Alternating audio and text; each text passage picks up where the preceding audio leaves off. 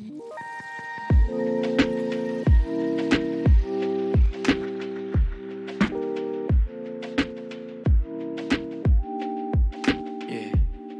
Drawing doodles, rhyming noodles, smoking rollies, saying toodles to the police, hopping fences, doing burners on abandoned churches, looking for my purpose. I ain't perfect, but I'm working harder than all of them, all of the time. Couldn't fall in the line, pardon my lateness, my path look like a snake that's been tied into 10 knots. Hard to follow like 10 plots, missed 9 out of 10 shots, but I hit one. As long as we get the W, it's all good. Still striving to be a better man, trying to lay off the medicine, stressing over some Benjamins, less aggressive, my temper bad. Hello, Sprout fam. It's Nikki here with ProbCause, the man of the hour. And today we're going to be interviewing him and learn a little bit more about what's going on. How you doing? I'm doing awesome. It's a beautiful day in Chicago. Can't really complain. Obviously, COVID stuff's got me quarantined in the house, but, things are well over here. Good. Well, I'm glad to see you again. I know you've got a new EP out. You've got Moonflower, and it's a new collaboration with you and Cloud Chord. It's a 2-part album. Is that correct? It's an EP, but we're gonna put a deluxe version of it out in March. So there'll be some new tunes, some new beats, some more components, some remixes and whatnot. So this is part 1 of it, and we're getting ready to launch the second project. So it's 5 tracks, correct? And then the second side is the instrumentals to those tracks. That's right. Yep. So tell me a little bit about what this album means to you and why you made Moonflower. Yeah. It's different if you're familiar with my work. It's kind of different in terms of tempo and vibe. It's a lot more mellow, a lot more still, I think pretty reflective of the time. Ironically, I wrote a lot of the lyrics pre-pandemic, pre-lockdown, but they kind of resonate with the time. Some of them a little too eerily close to what's going on. But I was in Thailand actually with a bunch of my friends and artist homies of mine. And so I wrote a lot of the lyrics out there, just like kind of pieces of them. They were fragmented. And then when I got back to the States, Cloud Chord, who I had been familiar with, we worked on the Christmas song Snowflakes last year. So we kind of had started building a relationship, started sending me some beats, and I found that these lyrics matched with his vibe really well, kind of like the lo-fi, real chill hip hop beats. And it just was a really smooth process working with him, and the project came together almost like magically. It was one of those things where it's like, God, these lyrics were like made for this beat, even though I had never heard the beat prior to writing the lyrics. So it was just like a really fluid, awesome, natural project. And it felt like something we should put out this year because it felt like it really represented what was happening in a lot of people's lives.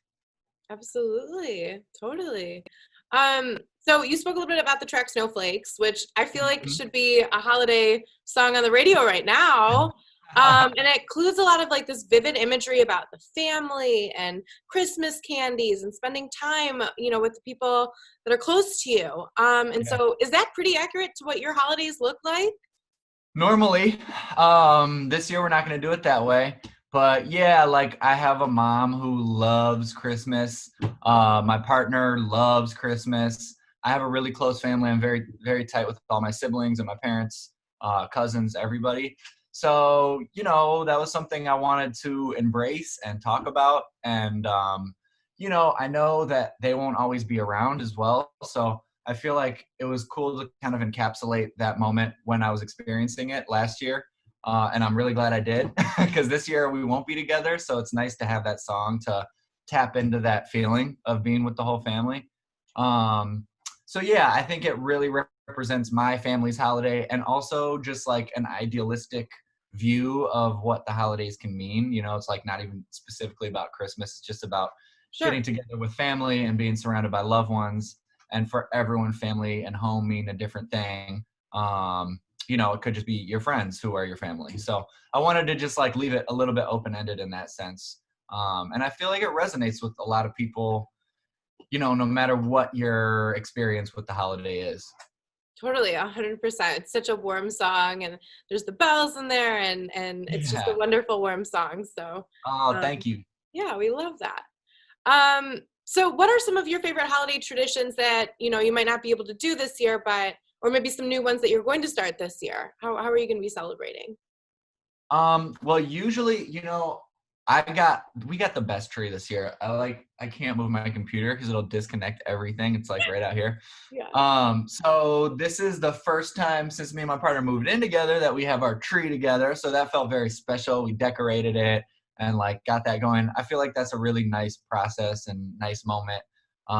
Just like putting up the decorations. I mean, I'm like a softie. Like I love all the holiday stuff. You can see I got my Charlie Brown's Christmas vinyl right here. You are so ready. I That love was not planned at all because I didn't know you were going to ask me about holidays. That's really cool. That's like one of my big ones. I love that album. I feel like it's like a year-round album, honestly. Hold up. This is my other one that I just got this year. A Swinging Christmas, Ella Fitzgerald. Very fire Christmas album. Not With a corny. big unicorn. Look at that unicorn. Yeah, right? Wow, super cool. And Ella Fitzgerald. Wow. Mm-hmm. Yeah, so I love Christmas music. I love like exploring new Christmas albums that I haven't heard before, or like people are always putting new Christmas projects out. So all those things. I don't really bake, so I don't do like the cookie thing. But my sister and my mom usually cook and bake and like do that. So I'll like come over and eat all the cookies. So those are some of our little traditions, I guess. Oh, how lovely. That sounds wonderful.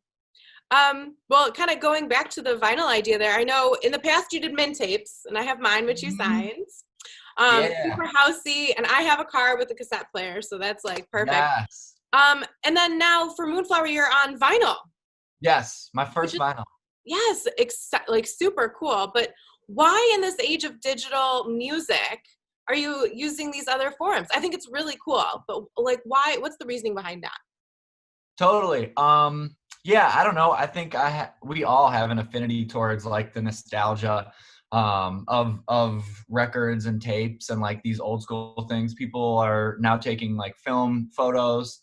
So I think in this new age of technology and digital and everything being like fast paced and you can't actually touch it, it's not tangible. I think we're kind of like longing for that, So like reading an actual book, like something about turning the pages, like having the vinyl and being able to like, I try to make it special and I already took it apart, but just like the whole opening it up, pulling the record out, pulling the shrink wrap off. I have like some special little inserts for it as well.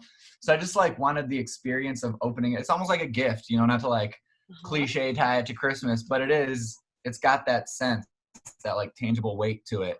And I really like that. And I think a lot of other people do as well. When we're purchasing so much digital stuff, it's nice to have like an actual physical item in your hand. And like records sound so good, like they do sound, you can hear the difference. If you're listening, they're warm and they have that crackle. And so I wanted to have my voice with that sound on it, with that vibe. I feel like it has a scent too. I could be wrong, but yeah, I feel like maybe the old record players, I don't know if it's the player or the record, but it's just a whole experience. It's a whole experience. Like you sit around with your friends or whatever, and you have these records, and I don't know, something about that is really special. So, I've read in the past, like in the last couple years, that vinyl sales have drastically increased. So it's not just me being like, yeah, I think people like this. Like it's really a trend that seems to be occurring. And I think it's beautiful. I think it's cool to like look to our past and embrace it a little bit. Oh, I love that. So how does the process of creating vinyl or a cassette tape, how does that compare to producing music digitally? So with this, it's pretty straightforward. Like, we're pretty much sending the digital versions of these songs to the people who are pressing the wax. Okay. And same with the tape. I actually have the tape duplicator here that I make those. So I do them all at this is my studio. You can't really see, but homemade, super homemade. Yeah. So it's very homemade for sure. That's amazing. With the vinyl, you might have to make a few tweaks to the audio to make sure it sounds proper. But other than that, you're just basically sending them the digital files and then they press them up. Well, that's incredible. Yeah. So there's a song on the Moonflower EP, which is called No Amount. I really loved this song. It was really, just felt really nice to listen to. And you referenced your puppers in the backyard and staying at home with your family. So can you tell me a little bit about your pup and your family and your home life right there? Yeah. When I was writing it, I was traveling so much. So I was like thinking about the future when I'm able to just like slow it down for a second and be still and embrace the simple things like dogs playing in the yard, gardening, my girlfriend painting, my now fiance, and just like, and Oh you my too, God. right? We're Yes. both, hey, That's grown up. amazing. Oh my God. Yeah, so I was just kind of like imagining, one of the lines is like old man prob sitting on the dock. I was just thinking about like old version of me and, kind of like envisioning the life that I would want for myself down the road when I slow things down a little bit more. And for me, that looks more and more like getting away from the city life, getting away from traveling and just being in one place and chilling. Um, yeah, so it was kind of like me what do you call it when you like envision your like manifesting my Yeah. future basically. Yeah. And then this was before COVID. So this was kind of It before was. imagining staying at home, and now we're at home. I think I manifested COVID with no amount. My Don't bad, say that y'all. too loud. That's so fun. So you have two pups. Who are your pups? Dogs, yeah. They're around here. I closed the door because they're disruptive. Totally um understand. yeah, I got two doggies. It's actually, I was telling you the story before, that's how me and my partner met each other. Yeah. We were next door neighbors and we had both just got dogs and they loved to play with each other, so we started hanging out a bunch because the dogs wanted to hang out, and now we all are living happily ever after under one roof. Like the ultimate matchmaking story is Like dogs. a fucking Disney movie. It is a Disney movie. This needs to be like a movie right now. Like, you don't Oh, understand can how I amazing swear? it I is. didn't mean to. I don't know if you can. It's Yeah. totally fine. I think we're totally cool on our channel. But that really is an incredible story, and I'm very excited for you guys and your little family there. That's really exciting. Likewise. So, most of your tracks, very chill, laid back, especially on this album. And you speak a lot about weed. Obviously, a lot of good, ganja songs in your Always. repertoire. So, talk to me a little bit about your relationship with cannabis, and then your relationship with cannabis in Illinois specifically. Yeah, I've always smoked weed. It's always been for me, a tool. I use it in a very strategic way, I would say. Like, I'm not just like, I don't just get high all day, but shout out to you if you do that. For me, I don't smoke before I perform, because that's not what I like to use it for. I use it when I'm creative in the studio a lot of the time. So I have I've learned how to have this like relationship with cannabis. Now I have a medical card in Illinois. Thank God it's legalized. Should have been happened a long time ago.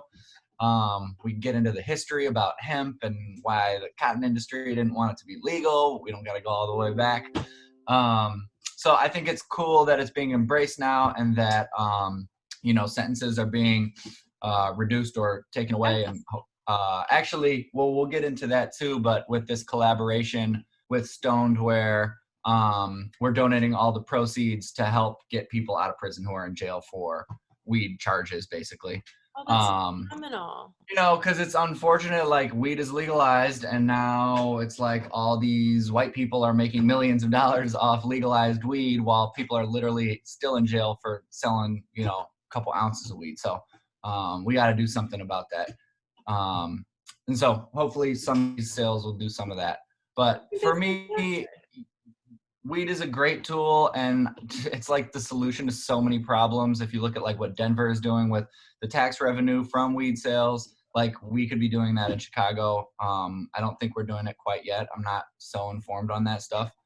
But I think it could be a great tool to help a lot of communities. 100%. And it certainly is a movement that we're definitely a part of, and glad that you're also supporting. So thank you. Mm-hmm. Now we're also a brand rooted in counterculture, also really about cannabis. And I know you got some very special merchandise dropping tomorrow. Yeah, I wish I had one of mine here. I do have, so this was my pipe before, you can kind of see it. Wow, look at that. Smoked the bowl earlier. But yeah, so I just released these with a friend of mine. She runs a company called Stonedware. Her name is Ariel. But her company is great. They're huge. They've had great success. Just some backstory on them. They did these things called the Bernie Bowls, which some people may remember when Bernie Sanders was running for president. She made these little Bernie pipes and would donate the proceeds to his campaign. And they got really popular. And she kind of formed this company after the success of that. And so Stonedware is her thing. She makes these things called geopipes, which is what I just showed you. Yes, yeah. And it's what we released. And then they have purse pipes, which are like smaller, almost like chillums. But they're really beautiful. They're porcelain. She does all the decals herself, and collaborates with a lot of artists. And then half the revenue is always shared with a different charity. Usually cannabis related, but she does work with all types of different communities. So it's always a different charity for each drop. So I've known her for years. We've been talking about doing a collab, and after the Moonflower project came out, it felt like a good time to do it. So those will be available tomorrow at 4 p.m. We made really limited quantities, so they'll go fast. So if you are interested in grabbing one, just stay in tune with my social media or this program there. It's at 4 p.m. Eastern tomorrow is when they'll be released. So, and that'll be on your website? My website will click through to her website, so you can go to ProbCause.com and get directed there. I'll be posting the link. It'll be in my Instagram bio and all that. But her is stonedware.org, I believe. Maybe we can we'll put the links below the video. Yes, so people can check it out. Can definitely do that. Now I understand you're also really into visual art yourself, and you do a lot of your own art. I think you did your own artwork for the album, and you've done your own work in the past. Yes. Tell me a little bit about the merch that you have available, the art that you're doing. What are you working on? Tons of stuff. I always kind of do my own album artwork or single releases. I do artwork for all things ProbCause. You can just assume that I probably drew it. Always been really into visual art. Went to school for it. So it's always been a big part of me, but I never quite knew how to integrate it into my music. So over the last few years, I've done a lot more of that in terms of like animating music videos, getting a little more in depth with the album artwork and like the branding and the rollout of things. Sure. And I just love to be honest, I just love to draw. I love to paint. It's like in my blood. It fuels me. So it all starts from just a place of like loving to create things, and being in love with the process of making visual art. And it's just kind of grown out of that. So I'm still looking for new ways to integrate the two. I just started doing some augmented reality stuff. So like if you bought one of these, you can download an app called Artivive, who I'm working with. And there's an animation that happens that will change over time on the cover. And I'm working on something for the insert too that'll be like a little hidden Easter egg for the fans, that'll get you some free swag from me. So I'm all about just trying to like utilize technology in my artwork as well and incorporate it into what I'm doing. Well, it's really exceptional, especially that AR bit. I think that's a really good use of technology and super cool. So I know you on your website, I think you've got like hoodies, t-shirts, I think I saw some mugs. So tons of ways to prints and things like that. So there's tons of ways to get our hands on your artwork. But then I think you also have, is it coloring books and virtual coloring books? Yeah. So every order on my store comes with a digital coloring book. So if you like anything you buy on there, you'll get one of those. And then we're all sold out of the actual hard copy coloring books. But we're going to make some more next year, I think, because they seem to be popular. I just don't want to keep reprinting the same one, and we've already reprinted it 3 times. So I want to work on a new one, and that'll be the next release rather than but if you like the old one, the digital coloring book is like all the pages from all the coloring books I've ever put out. It's like 20 or 30 pages. Wow. So anything you purchase on the store, you'll get a little link in your email right after you buy something, and you can just print out whatever you dig yourself. Or if you just want to hang them on your wall as black and white, whatever, whatever you want to do with them. Wonderful. That's Yeah. fabulous. So I know you are a strong solo artist. You have a great now an album out and some really cool projects. But you've also got a really impressive list of collaborations.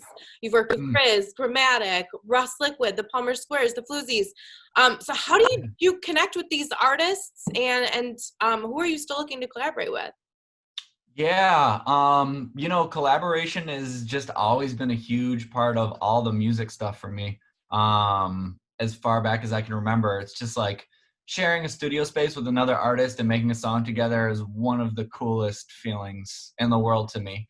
And I've met some of my best friends through it. So it's like, also, it's not just about the music, it's about these really great people. Everyone you mentioned, those are like my friends who I check in on every couple days and we talk, and so it's not like I'm just working with people who I don't have some sort of relationship with.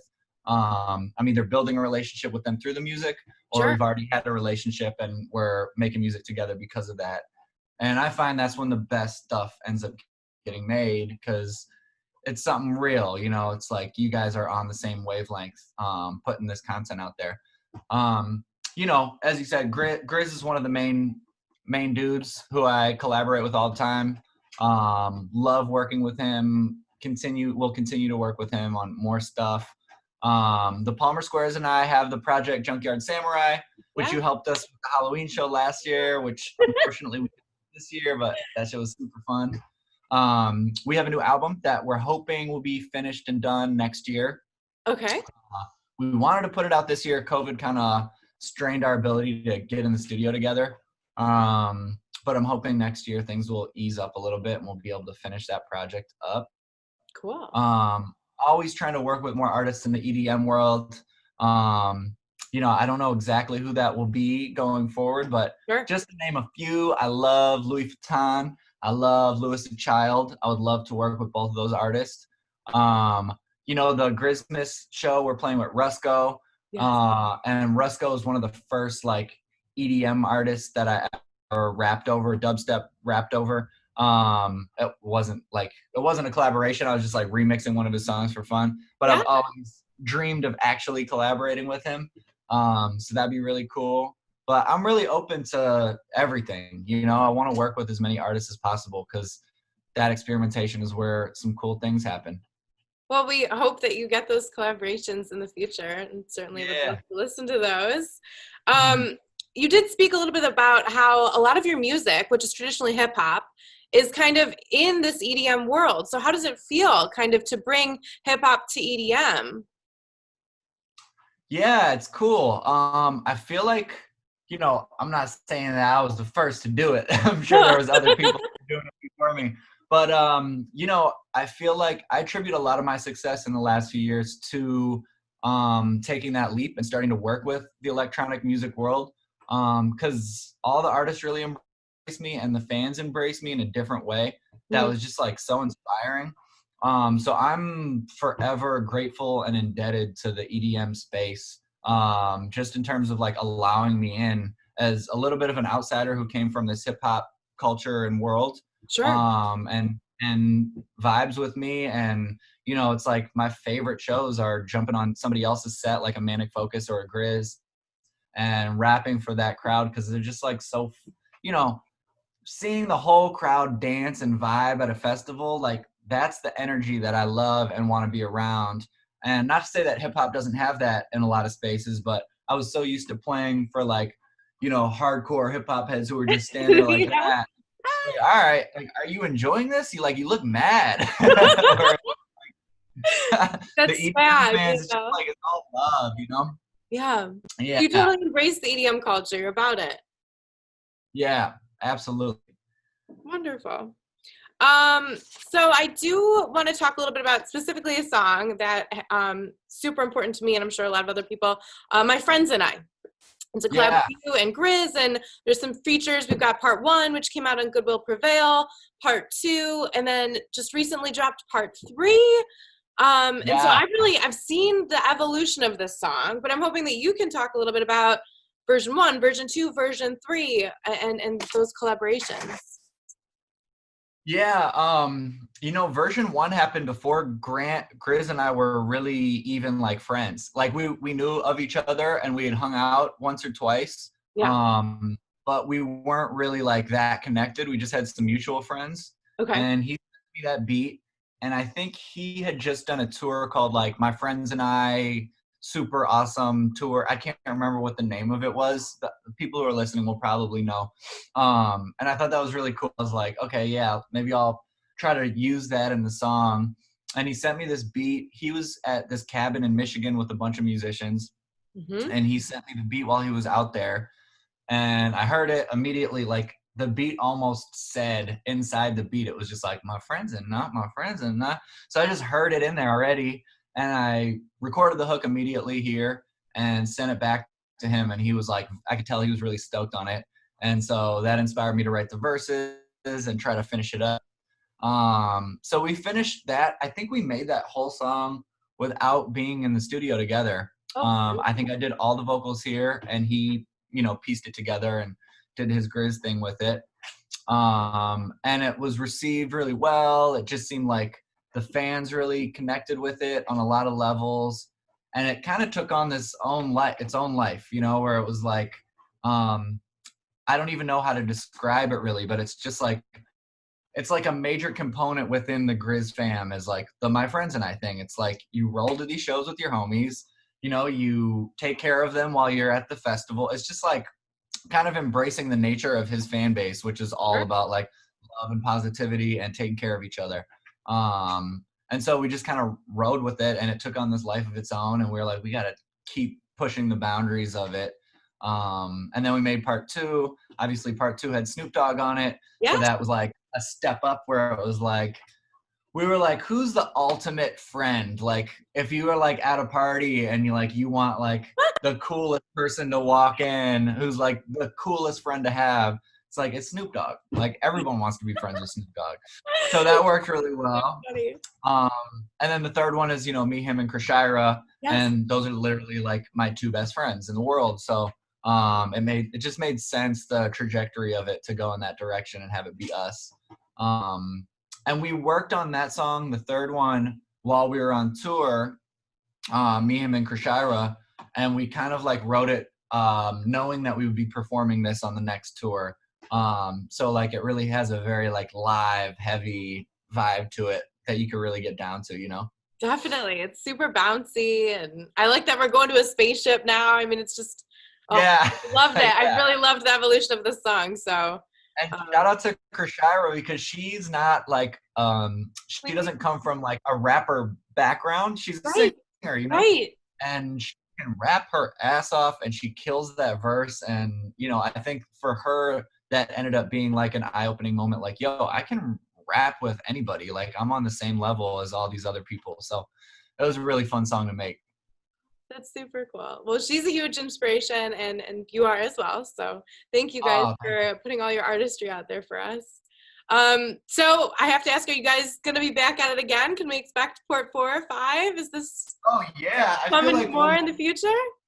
I feel like Old Man Prob is going to be like 60 years old, making My Friends and I part 30. Yeah. I mean, who knows? Maybe at some point we'll retire it. That's going to be Grant's decision, because I'm going to keep wanting to run with it. And at some point, maybe we'll have to stop. But I don't know. I think it's cool. I feel like we could just keep doing new ones. And it's just like this living organism. And we'll be there. We'll be there bouncing the whole time. So you and the Palmer Squares, another hip hop duo based out of Chicago. When did you meet them, and how did that process of collaboration start? I met them so long ago. I think I was opening for somebody at a show at this place called the Abbey Pub, which is in Chicago. I don't think it's there anymore, but they were at the show. They were fans of whoever was the headliner, I think. Okay. And we just had some beers and chilled that night. I mean, we were super young when this happened. And the first song we made was called Muff Hugger, which I think a lot of people are familiar with now. And it kind of became this weird little like underground hit. Like it was really popular. You know, it was like our first million YouTube music video, a Okay. million views. We're like, okay, there's something to this, and we just kept collaborating. Like whenever either of us would put out an album, we'd reach out to each other to get a verse. And we realized we had this huge crossover fan base. People were always asking for more collabs. We're like, we should just make an album together. So we did. Again, it was one of those things. It was like very fluid, like just happened really quickly and naturally and came together really well. Shout out to our producer Drew Mantia, who kind of helped keep us all on the same page. Yeah, so it just came out of that. I don't even remember how the name came, the Junkyard Samurai. I said, like, I feel like we're from the junkyard. I feel like that's the vibe of us. And Seth term was like, yeah, like Junkyard Samurais or something. And that was it. And that project was really fun and cool. So we were like, we got to just keep running with this. And we did a little tour that went really well too. So it was like inspiring to see that there's like a fan base out there who are into the vibe, into this like strict, it's very hip hop, you know, there's not really a lot of EDM influence on it. Right, exactly. So it was cool, and it kind of fulfills my like rapper needs. Like I get to just like rap my ass off on that project rather than like think more about the songwriting or leaving more space for the beat like I do it with a lot of the like electronic music.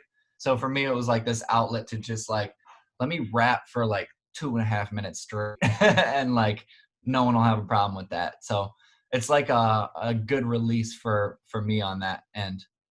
Okay, wonderful. So kind of embracing hip hop culture and the rap industry, who would you say are the 3 greatest? I know that's really tough to kind of, you know, just have 3, but what would 3 greatest rappers? Yes. Whoa. Okay. Let's see. I love Andre 3000. Okay. So he's like up there for me just because of how innovative he is. And he sings and he raps over the weirdest beats and he picks like really crazy patterns and says words that you don't hear rappers use. So he's probably my number 1 in terms of like influence. Okay. I would say this is probably somebody that not a lot of your audience has heard of, but All Natural was this group. There's a rapper named Cap D who is actually the lawyer for the Golden State Warriors now. But he's like an old school underground Chicago rapper. Really kind of like simple flow, but over really cool jazzy hip hop beats. So that would be a huge one just because like it was cool to see someone from Chicago kind of like at this underground level be on bigger stages. So it was like, I don't know, it just felt like, oh, it's possible to like do that. So that'd be number 2. Number 3, God, it's so tough because there's so many of them, but I gotta say like Mos Def probably, just because as far as flow goes, I love his flow, I love his cadence, I love what he talks about. He's just like a true, you know, New York rapper. So those and the Black Star album is like one of my favorites of all time. Him and Talib Kweli. So those are my 3 probably. Oh, wonderful. I mean, you could go, if you go deep, I would say like Kendrick Lamar gets like a super special spot on there. I really love Denzel Curry, just on some like new shit. I mean, there's so much. Vince Staples, I could go on forever. But if I had to name 3, those would probably be my top 3. That's a solid top 3 for sure. Yeah. Now this week, big news, we've got Christmas, which is the 12-day celebration. And this year it's all live streams and it's gone completely virtual. Yes. I understand you're part of the digital festival on, I think it's Wednesday, right? Yeah, 23rd. Yes. So what are you doing for the festival? Can you tell us what you're doing for the festival? I have a crazy set. It's really cool. I don't want to give too much away. Sure. But I will say it is animated ProbCause. So the whole DJ set is a cartoon, basically, cartoon that I created. The music I DJ'd. I like actually did all the mixes and the blends and have a bunch of unreleased stuff on there as well. And a bunch of like rare, weird stuff that I'm hoping people haven't really heard of. Because like I'm not really a DJ and I'm on the bill with like Rusko and Destructo and Grizz and like all these like real ass DJs. So I was like, I'm not gonna try to like play their game and like, you know, play all house music or play all dubstep because that's not really like my world. So I just picked a ton of music that I'm into at the moment that hopefully resonates with other people. But it's like not what you will expect to hear. I will say that. And then also a bunch of unreleased stuff of mine. So you'll get to preview music that I'm going to be putting out next year. Some stuff with Grizz that's not out yet that I'm really excited for people to hear. Some new Junkyard Samurai stuff. Some new Cloud Chord stuff. So a bunch of new music that people haven't heard yet. Oh, well, exciting. So it'll kind of be a break from maybe some of these big bangers, and we'll get a break with the new. But you will definitely dance. I'm not like it's not like chill at all. Sure. It's like you're gonna be dancing for sure. And when you see these visuals, you're gonna be like, man, I'm so excited for people to see this. I'm very proud of this set. It's gonna be cool. Oh, that's so exciting. Well, we're extra hyped for that then. Yeah. Something else you've been doing this year, I think you and I talked about this a little bit earlier, was you started the Wim Hof breathing technique. Yeah. And so you talk about it? yes, just a little bit. But I had this picture in my head of you just like sitting in Lake Michigan, Yeah. like freezing your butt off, right? Yeah. So tell me a little bit about what are the health benefits? What have you noticed from starting this practice? And do you recommend it? Yeah, that's so funny. I feel like I'm becoming like a spokesman for this technique, but I'm all like about it. Guru. Yeah. So there's two components, you know, there's the breathing cycles, which are basically 3 or 4 series of 30 or 40 breaths. And they're kind of like fast-paced breaths. I'm going to like low-key do this on IG one day, maybe in the next couple of weeks. And if people want to follow along, you can do it with me. So you're basically taking a lot of deep breaths fairly quickly, which can trigger all sorts of different things for different people, emotional or physical, like your hands will get sweaty or tingly. But what this does is it alkalizes your blood, which is what you want. And you can heat up your body to a certain degree with it. I don't exactly know like the science of why that happens. There is research on it and you can look that up. But from my experience, and then so in between these cycles, you hold your breath for pretty much as long as you can. And I think he developed some of this from deep sea divers, right? So they practice holding their breath for a really long period of time for obvious reasons. Sure. So like since I started doing this, when I first started doing it, I could hold my breath for about a minute. Now I can literally hold my breath for 4 minutes off of an exhale, not even with like a full tank of oxygen. And you know, they say there's a lot of benefits to holding your breath, but also you're expanding your lung capacity. So if you're like a weed smoker, or even if you like smoke cigarettes and you're trying to figure out a way to like, I mean, you shouldn't do that, but like maybe you could offset some of it. Or if you're thinking about like lung health, this could be a really cool thing for you. Yeah.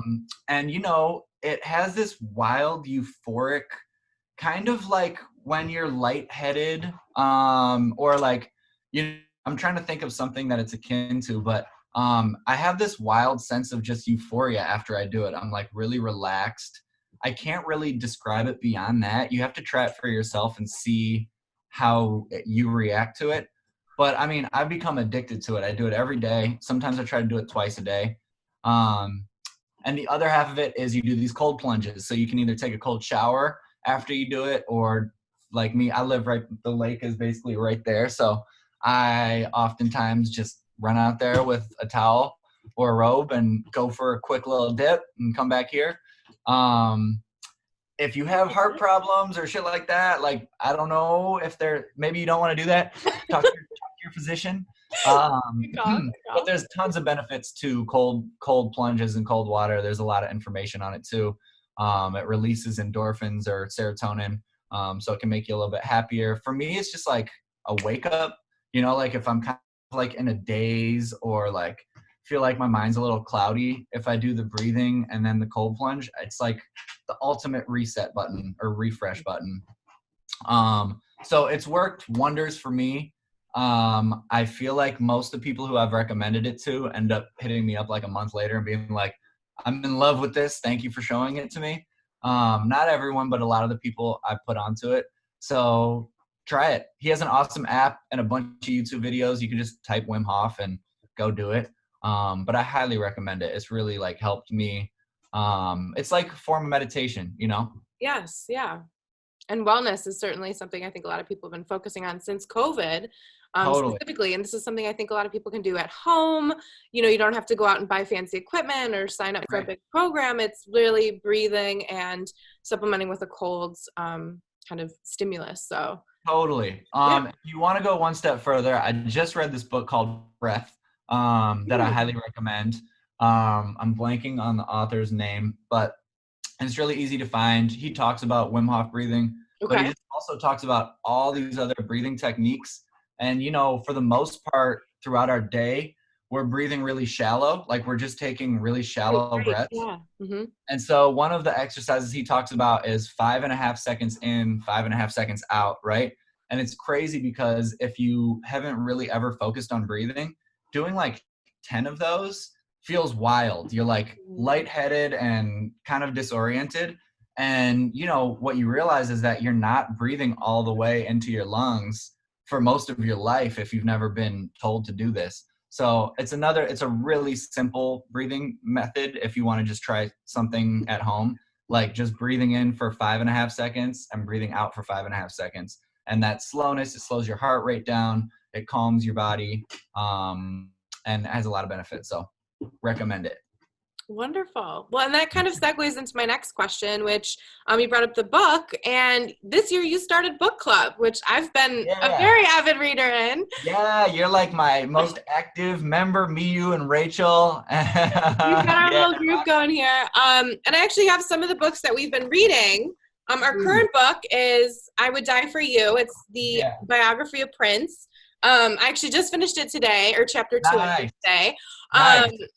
And I found a lot of parallels here actually between the kind of the music communities that I'm a part of.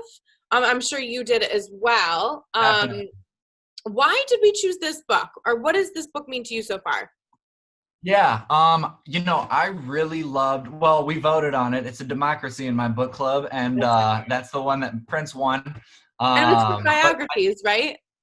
yeah, it was all artist biographies for this section. Right.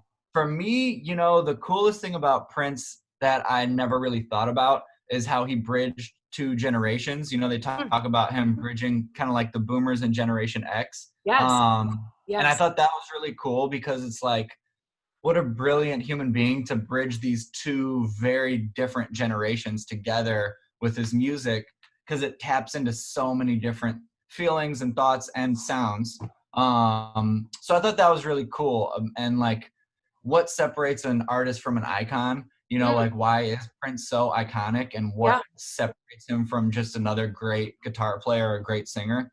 So I thought that was really cool. The other thing that I thought was crazy that's early on in the book is they talk about, he wrote this song, you might remember, I think it's called Wally, the song that he recorded with the whole symphony, and then he deleted it before anyone could hear it. And his producer was like, no, like this is the most beautiful thing you've ever made. Like, please don't delete this. Yes. But he made it basically for himself, for the process of creating it. It was to just- after a breakup, wasn't it? Or the girl that he had ditched in France or something. It was a long time. Yes. Exactly. So I thought that just spoke to like his artistry, like and why he creates. You know, ultimately he is creating for himself to a certain degree, and we're all grateful that we get to hear his output. But you know, I think that it just speaks to how much of an artist he really was. Yeah. And I actually just read in this last chapter, another piece that kind of connects to that. There was a bit about where he recorded an album, and it escapes me at the moment. I'm sure I could look at it. But the album is recorded as one track, so people couldn't go through and find it. And he really challenged the way that people produced music at the time. And I thought that was really cool and different. I know he didn't get a great response from that. And it seems like he was always challenging what was going on, and he had to struggle really to kind of put out what he wanted to put out. So And even early on, like him opening up for the Stones, Right.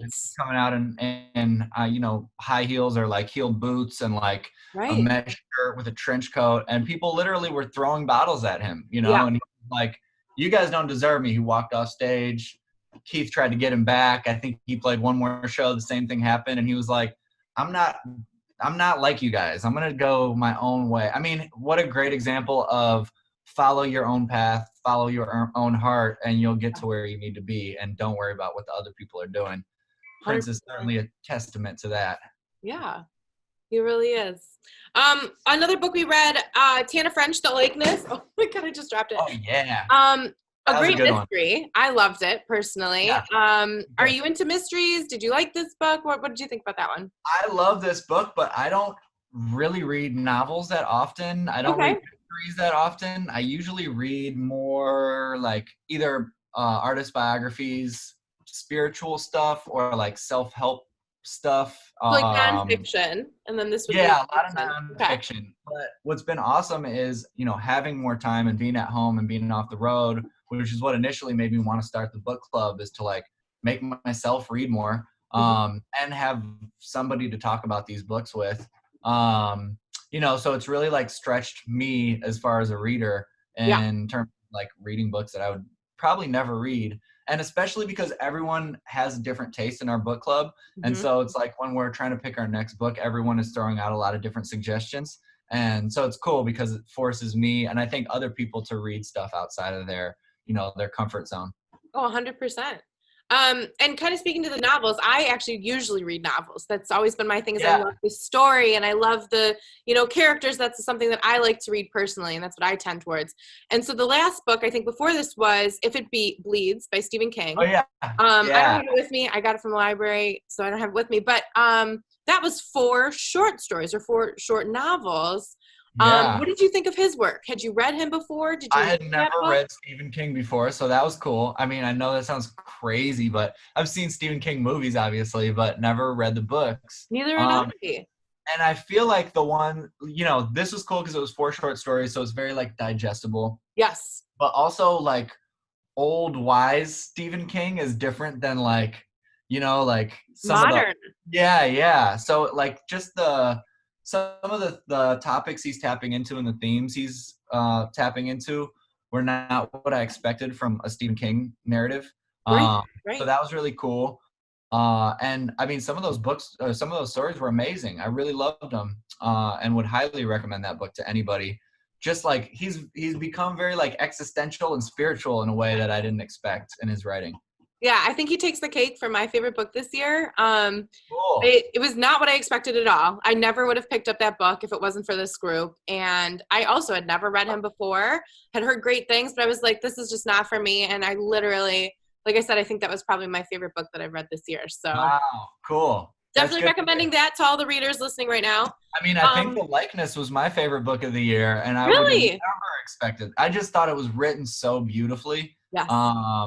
that it really like I got sucked into that world, and like Same. also, reading during COVID when you are stuck at home, and can't see friends in the same way, it's like really nice to hear about a group of friends who live in this house together and are being Yeah. social. I could see it. Could you not see it? Like I could literally see it. Yeah, absolutely. And then our last book, which I think is probably one of the most important that we should talk about, is Such a Fun Age. And this was the book we started with. The first one. Really, really big topics here. We were talking about race. We were talking about social class. And we were talking about, females and strong females and work-life balance and all of that. So how did we choose this book? And what did you think about this one? I think I don't think we voted. This was the only one that we didn't vote on. I searched so long to try to figure out the right first book because I didn't want to make it too political where like we lose people who were like, oh, I don't want to, but I did want it, so much was happening, so much is still happening, but a lot was happening in that moment, where I felt like we couldn't just read like a fluffy novel or something like that. We needed to have something that would kind of encourage discussion about these really strange gray areas that come up in our daily lives.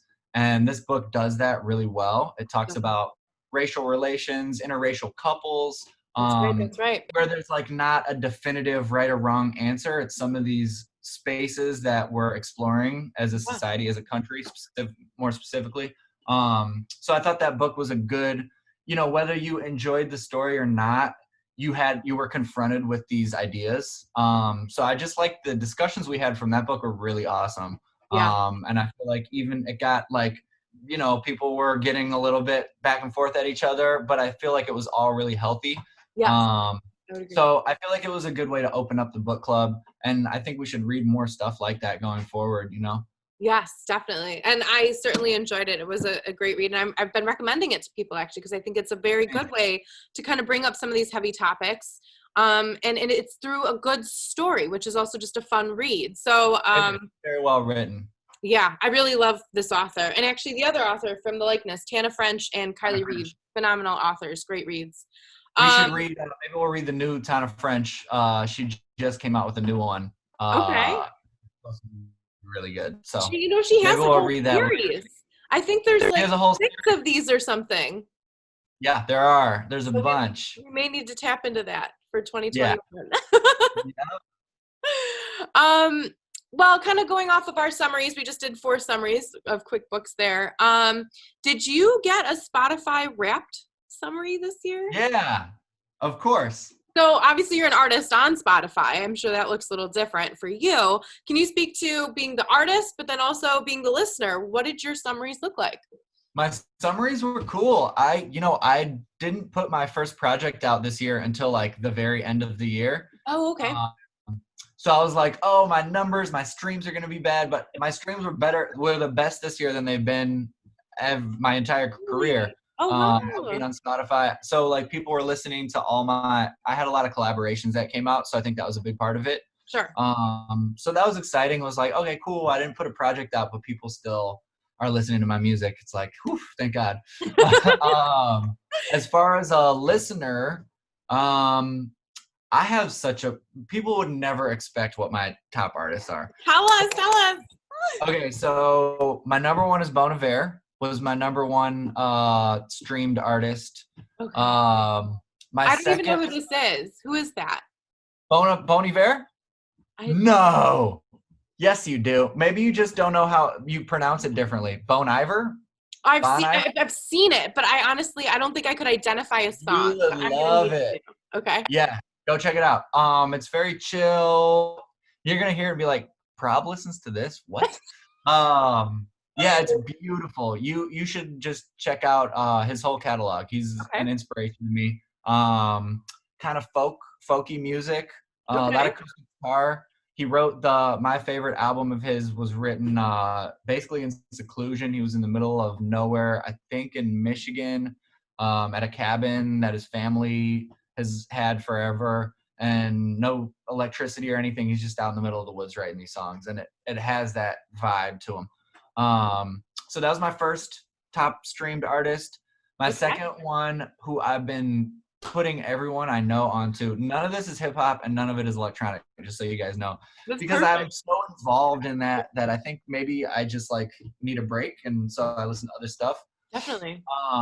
But it's this guy Patrick Watson is his name. Okay. He's a Canadian artist. He scores a lot of films, so they're very like cinematic and have lots of strings. And they feel like you're in a movie, like they really have that vibe, like put you in the middle of a movie. But it's very chill, but it's also kind of all over the place. Like all of his albums sound a little bit different from each other. Mm-hmm. He works with, I think they're called Cinematic Orchestra. Some people might be familiar with them. Okay. He works on a bunch of songs with them. So those are like my top two. The third was this dude, Alado Negro, who's also incredible, kind of folky. Yeah, so those would be my 3, and I highly recommend them to everyone who's watching this, because it's hard not to like any of this music. It's like, it's very good. Cool. I love hearing about the different, you kind of said that, you know, you like to listen to something different than what you would create in the hip hop or EDM culture. And so I've noticed that a lot actually with artists who are putting out who mentioned their rap stories is that they were very different than the genres that they were contributing to. So yeah, I think we all need a break from the music that we're creating, you know? yeah, well, some good recommendations going forward for all of our Yeah. listeners here. So we've got 2021, I can't talk, is just a few days away right now. So do you have any New Year's resolutions or things you're looking forward to? Big goals for the new year? You know, I hope we can all, I just want to play shows again. I know, we all want to be out there again. Like, It's like so hard to make New Year's resolutions when you don't know what the state of the world is going to be. right.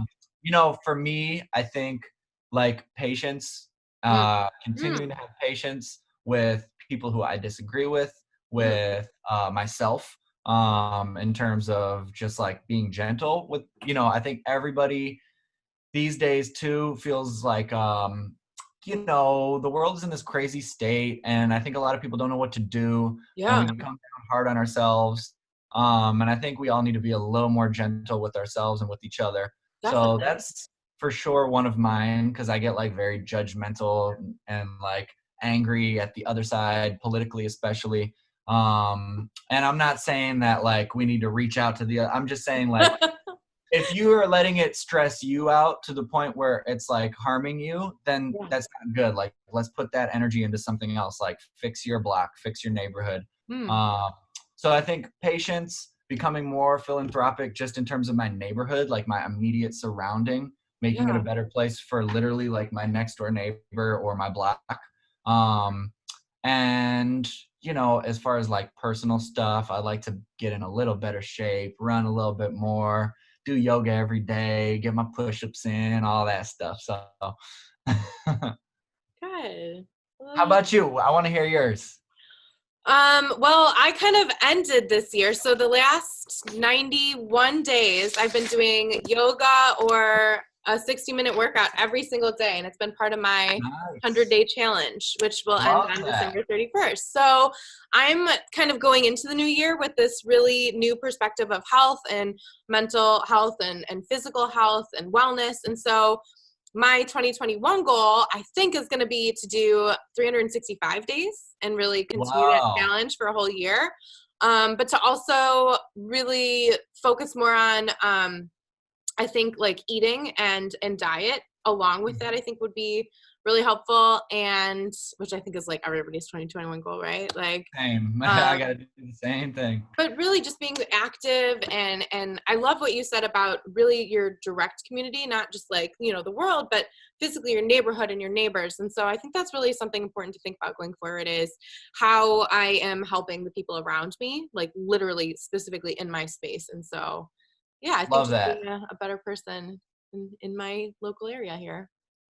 I heard this quote the other day, that I think was from Dave Chappelle quoting his dad. I love He him. was like, yeah, he said, you know, you can't fix the world, but you can make a corner of it pretty nice. Yes. Yes, that's So that right. really resonated with me. When you feel like really helpless because like things are so crazy in the world and powerless, it's like you could go outside and pick up garbage on your block, or you know, whatever that means to you, making your block more, just a better place, cleaning it up. I think that's an easy way to like kind of take some of the power back. Wonderful. Well, Colin, ProbCause, it has been an absolute pleasure to talk to you today. You too, Um, Nikki. I wish you a very happy holiday to you and yours. You too. And we will see you for Christmas in a few days and look Can't forward wait. to everything else. Yeah.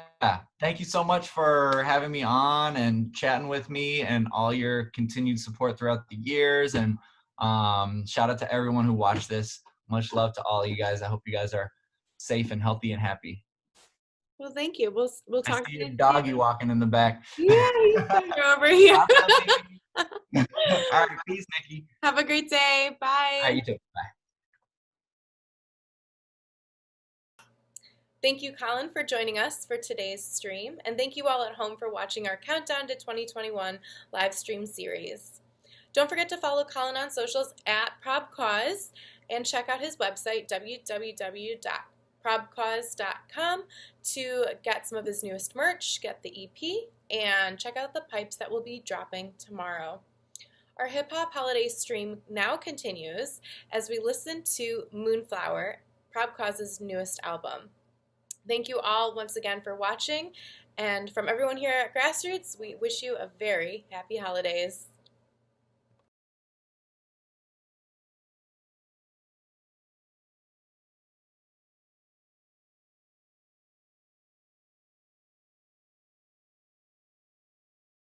Doodles, rhyming noodles, smoking rollies, saying toodles to the police, hopping fences, doing burners on abandoned churches, looking for my purpose. I ain't perfect, but I'm working harder than all of them all of the time. Couldn't fall in the line, pardon my lateness, my path looked like a snake that's been tied into 10 knots. Hard to follow like 10 plots, missed 9 out of 10 shots, but I hit one.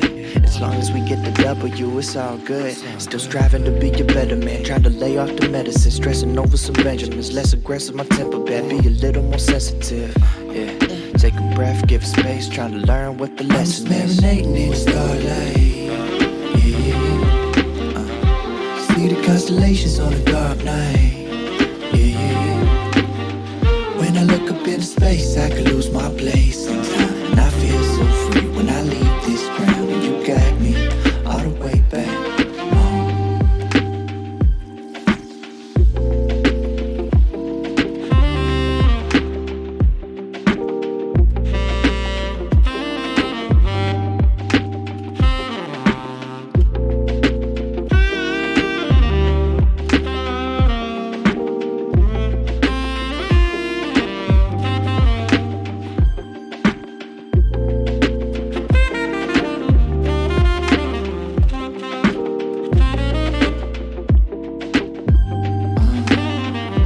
I'm just marinating in the starlight, yeah. See the constellations on a dark night, yeah. When I look up into space, I could lose my place in time, and I feel so free when I leave this ground, and you got me all the way back home.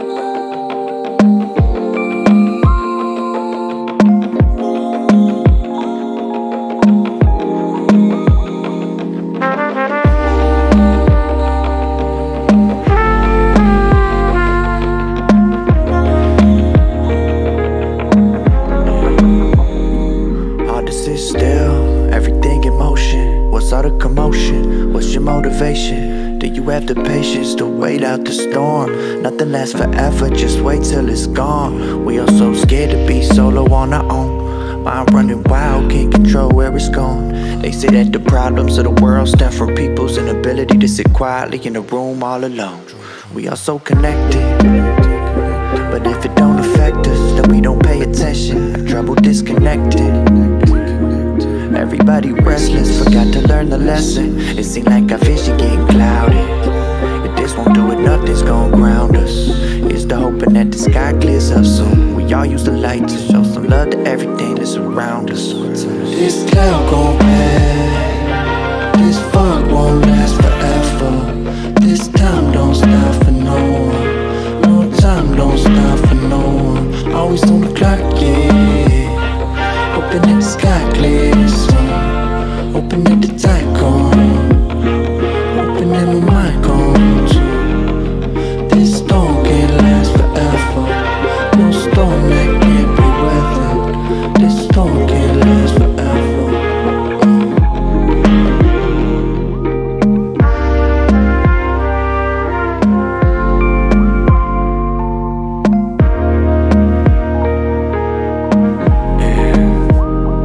Every day is different.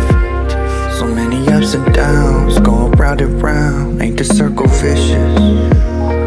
Everybody talking, round each other dizzy. Nobody wanna listen, I'm switching my mission, my vows. Commitment been lacking, had been in the clouds. The clearing is nearing, I'm hearing it loud. Look up at the sky, feel the rain coming down. This cloud gon' pass, this fog won't last forever.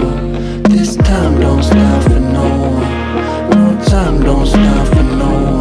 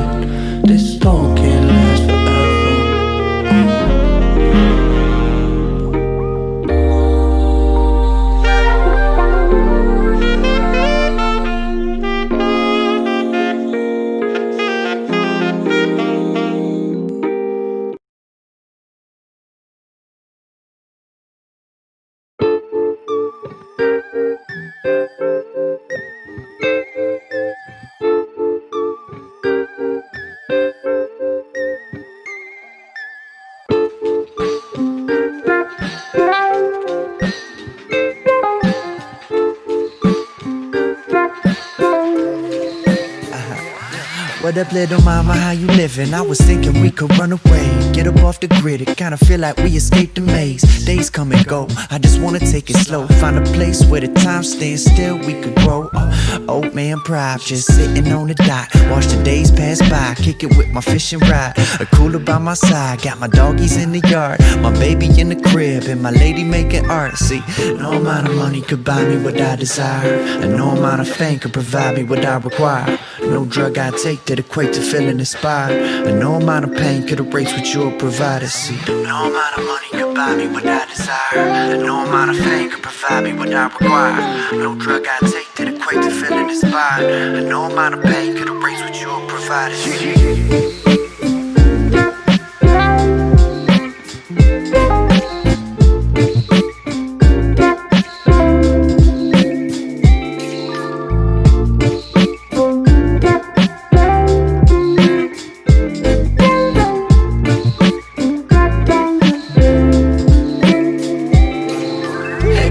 Just know that they gon' call us crazy. Got no expectations, so no explanations, cause people tend to judge if they don't get your motivation. Got too much of everything, but no imagination. Oversaturation, trying to practice patience in a crazy world. Think we might have broke the simulation, but maybe that's the point. Sit back and hits the joint, watch the world and wonder till I enter the void. Like, no amount of money could buy me what I desire, and no amount of fame could provide me what I require. No drug I take that equate to feeling inspired, and no amount of pain could erase what you'll provide us.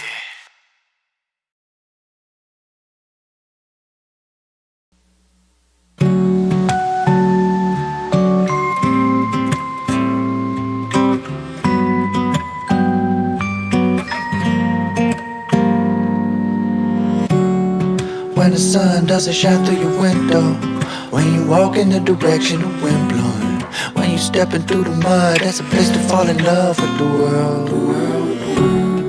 When the sun doesn't shine through your window, when you walk in the direction the wind blowing, when you stepping through the mud, that's a place to fall in love with the world. Been a while since I seen a sunny day. In a funny way, I feel okay. See all of the colors in the grays when the windows frame with pain. Your view is hard to change. The weeks all blend together and the beauty starts to fade. I don't know what the way out is, I just know every day I live like it's a gift, cause it is. As a late it might not seem like that, but you can't have the light without the shadows it casts. When the sun doesn't shine through your window, when you walk in the direction the wind blowing, when you stepping through the mud, that's a place to fall in love with the world. When the sun doesn't shine through your window, when you walk in the direction the wind blowing, when you stepping through the mud, that's a place to fall in love with the world.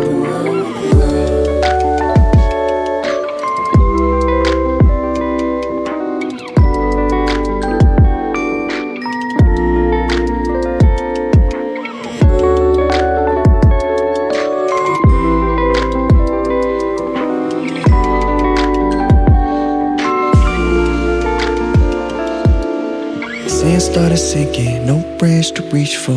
Life's too precious, lessons we should teach more. Beauty can't grow until you dig the weeds out. Some blended so good you can't see them. No breath left to give, the wound too deep. Sometimes I lose faith, it seems too steep. Lost my voice at times, it feels too weak, but I'ma keep screaming until I stop breathing, yeah.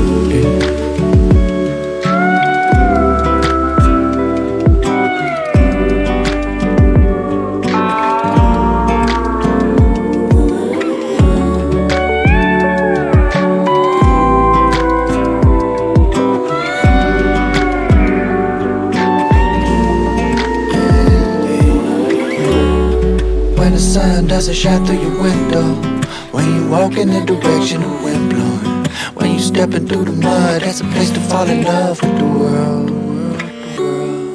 When the sun doesn't shine through your window, when you walk in the direction the wind blowing, when you stepping through the mud, that's a place to fall in love with the world.